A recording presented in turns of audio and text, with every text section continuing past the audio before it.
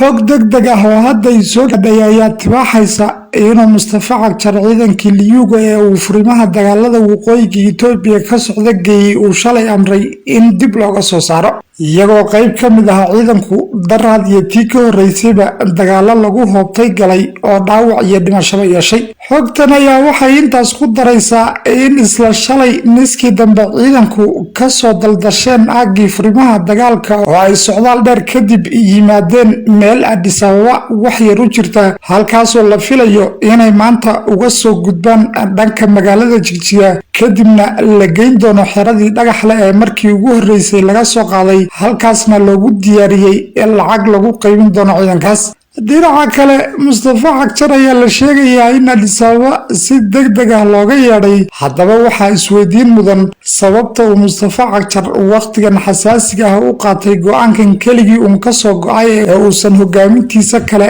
kala tashanin haba yaraatee iyo waxa ku kalifay inuu go'aankaas qaato. waxaa kale oo isweydiin mudan sababta Mustafa Cagjar xilligan Addis Ababa looga yeedhay iyadoo doorashadii shalay dhacday degdegna loo filayay inuu xukuumad u soo dhiso deegaanka.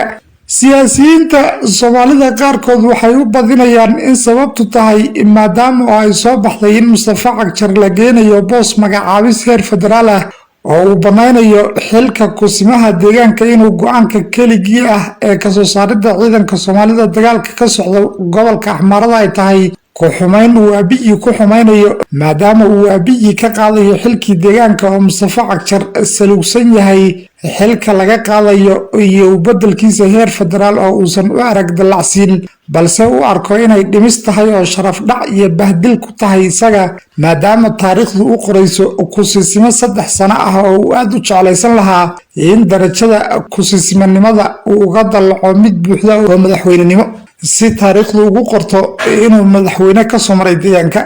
oo wuxuu aad uga xun yahay bay ku doodayaan siyaasiyiintani inuu kusimo ku yimid isaga oo kusimo ah oo aan weli darajo buuxda oo madaxweynenimo gaadhinna la dhaafinayo deegaanka. siyaasiyiinta fikirkan aaminsan ayaa yeeritaankiisa Addis Ababa ku macnaynaya in la daba marinayo dhismaha dowladda cusub ee deegaanku yeelanayo oo cidda lagu soo bedeli doono ay noqon doonto midda soo dhisi doonta golayowga maamulka deegaanka. qaar kale ayaa waxay qabaan fikirkaas ka duwan oo odhanaya sababta uu Mustafa Cagjar ciidanka Liyuga xilligan uga soo saaray dagaalka waqooyi waa maadaama uu ciidanka jab culus soo gaadhay hub culusna aysan haysanin oo aysan dagaalka ka sii mid noqon karin sidaas darteedna uu u soo bedelayo oo ciidan cusub keeni doona. qorshahanina yahay mid ay Mustafa Cagjar iyo Abiy ka wada hadleen oo laga ogolaaday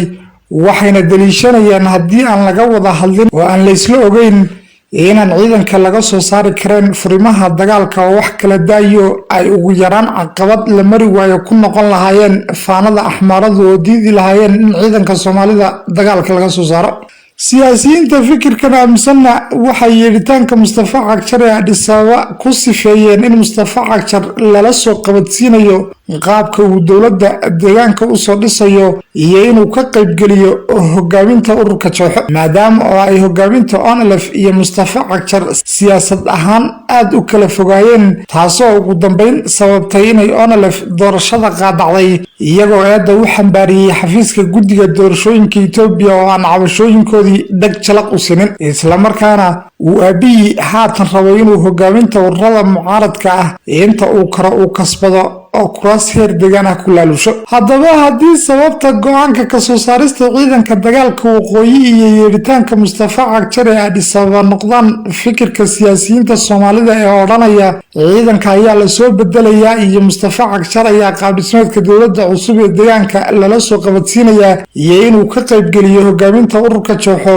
waxaa halkaas ku jirta oo in la isweydiiyo ay tahay hogaaminta ururka ONLF sidee ayay ku ogolaan inay Mustafa Cagjar shalay iyagoon waxba la maamulaynin ay isdiideen inay maanta wax la maamulaan oo talada deegaanka wax kala gooyaan. maxaase la isku aamini ileen isku hadafba lama ahe sidee ayayse suurtagal ku noqon inay ONLFtii 30 sano ka hor deegaanka ka tagtay iyaga oo dowlad dhammaystiran oo iyagu xukumaan haysta inay maanta yeelaan dowlad laga yaabo in 2 boos oo sakaraad ah oo hooyo ku go'ah oo aysan u qalmin bahdilaadna ku ah laga siiyo. sidee ayay sidayse macquul ku tahay in onolef doorashadii ay shalay diideen ee ay ku tilmaameen xaaraanta inay maanta ka noqdaan oo ay xalaaleeyaan mansab kursi oo la siiyey darteed ilaan haddii ay ogolaadaan inay qayb ka noqdaan dowladda cusub ee lasoo dhisayo waxay ka dhigan tahay doorashadii inay xor iyo xalaal ahayd oo ay iyagu khaldanaayeen ayaa caddaynayaane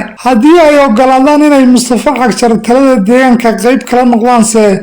saami intee la eg ayaa kuraasta deegaanka laga siin jawxo saamiga la siiyase ma ku qancayaan midda kale haddiiba ay dhacdo in Mustafa Cagjar la bedelo oo federaalka la geeyo madaxweynaha deegaankana laga dhigo Aadan Farax ama Axmed Shide ama se xubin kale oo leega ah oon elefna loo soo dhigo inay madaxweyne ku-xigeen qaataan ma laga yaabaa inay ururka oon elef fursad u aragto booskaas si ay dowladda u dhexgalaan oo danta mustaqbalka siyaasadooda ka dhaxarkan waxaa intaasi dheer oo iyadana in la isweydiiyo ay tahay madaxweynihii deegaanka canfartu wuu soo baxay oo waa la doortay Abiy Ahmed iyo madaxweynaha canfartana heshiis gaar ah oo in dhulka galbeedka city canfar lagu wareejiyo ah canfartuna dowladda Abiy aysan ka raacin TPLF ayaa ka dhaxeeya